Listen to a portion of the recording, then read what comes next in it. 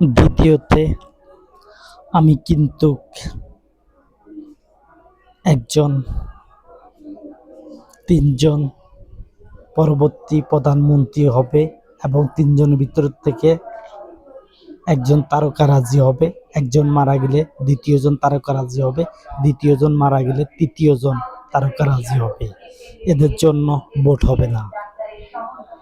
আমি এমন সিস্টেম করব আমার দলকে যাতে কেউ সরাতে না পারে। আপনার রোগীর অগ্রিম সিরিয়ালের জন্য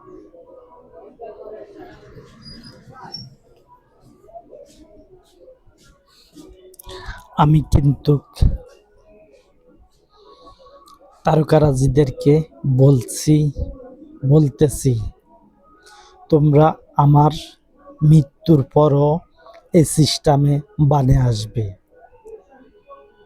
তারকারাজি বানে আসবে এবং তোমরা 5 বছর 2 মাস পরে আবার যখন ভোট হবে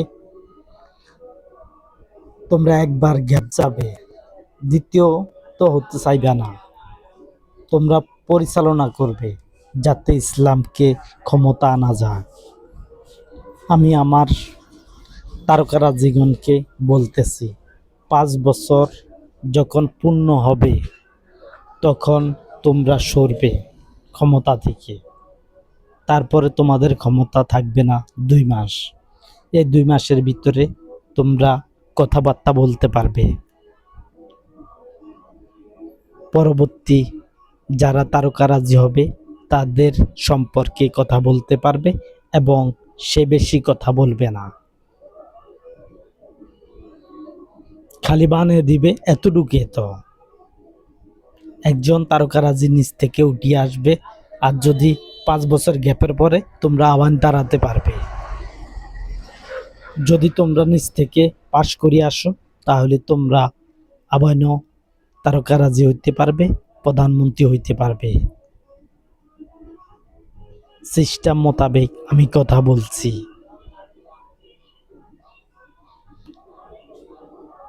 যাতে ইসলামকে অনন্তকাল রাখা যায়। খালি তোমরা তারকারাজি হবে, অন্যরা হবে না এই আশা করো না।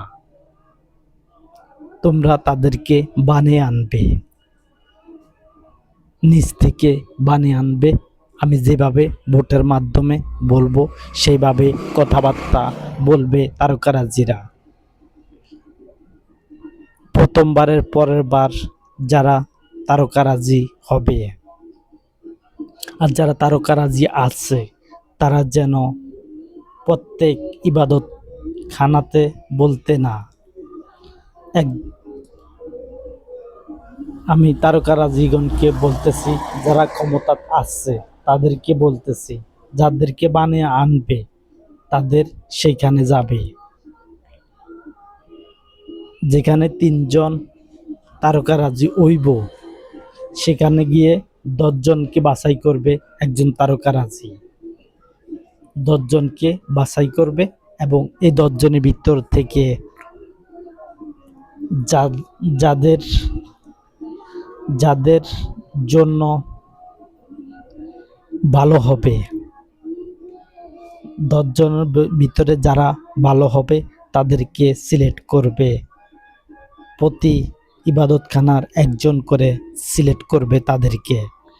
যে ভালো তাকে বানাবে, আর যে দ্বিতীয় হবে তাকে দ্বিতীয় রাখা হবে, যে তৃতীয় হবে সে তৃতীয় হতে পারে। এই 10 জন দাঁড়াতে পারবে। আর যদি 10 জন না দাঁড়ায় তাহলে আমি তারকারাজিগণকে বলছি তোমরা দেখাবে যে অমুক অমুক অমুক এই 10 জনকে আমি বাছাই করলাম, এই বাছাই থেকে তোমরা সাপোর্ট করো। একজন তারকারাজি বলতে পারবে এবং বলার পরে এই তারকারাজি যেন সিলেক্ট করে সেখান থেকে 3 জনকে বাছাই করে আনে। আর বাছাই করে আনার পরে কিভাবে তাদেরকে সামনে অগ্রসর করা যায় সেই সম্পর্কে যেন তারকারাজিরা চেষ্টা করে। কারণ আমি তো আর সব সময় তোমাদেরকে নেতৃত্ব দিতে পারবো না। আমি নেতৃত্ব দেব এইভাবে, আমার কথাগুলো যেভাবে শুনবে তারকারাজিরা সেভাবে নিজ থেকে আবার বানিয়ে আনবে তারকারাজি। তোমাদের ক্ষমতা শেষে 5 বছর পরে আবাইন তোমরা হতে পারো তারকারাজি, যদি বয়স থাকে আর তোমাদের সমর্থন থাকে তাহলে হতে পারো তারকারাজি আবাইন। তোমরা যদি ভালো করো তাহলে তোমাদেরকে সাধারণ মানুষ তোমাদেরকে সাপোর্ট করবে, আর যদি তোমরা ভালো মানুষ না হও তাহলে তোমাদেরকে সাপোর্ট করবে না, আরেকজনকে সাপোর্ট করে তাদেরকে প্রধানমন্ত্রী বানাইব, তারকারাজি বানাইব। প্রধানমন্ত্রী হবে সংসদের মধ্যে বানানো, সিস্টেম একই রকম হবে।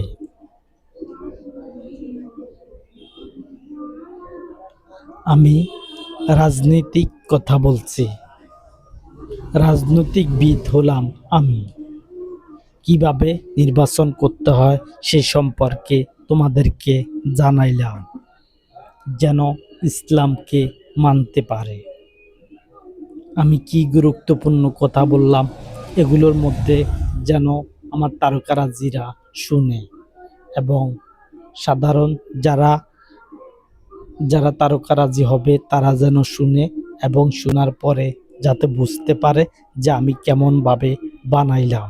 আমি মানব জাতিকে আকর্ষণীয় কথা বলতেছি।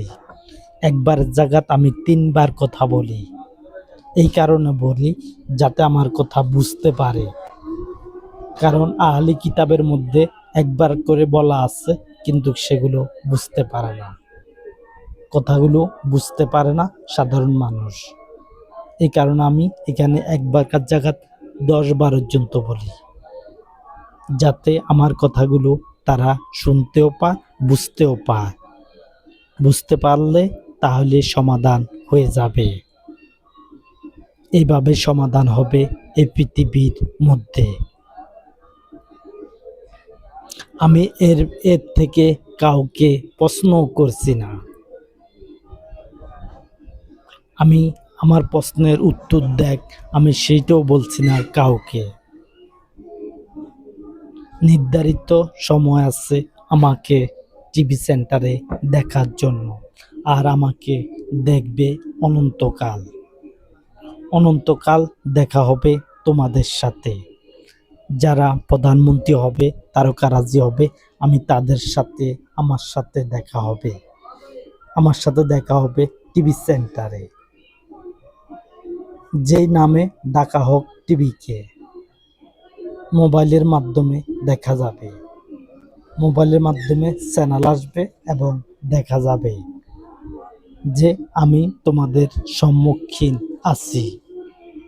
আমি তোমাদের কাছে সম্মুখীন আছি, আর সম্মুখীনভাবে আমি কথাবার্তা বলছি, যেন ন্যায্য কথা বলতে পারি এবং আমার কথাগুলো টিভি সেন্টারে যাতে উঠে।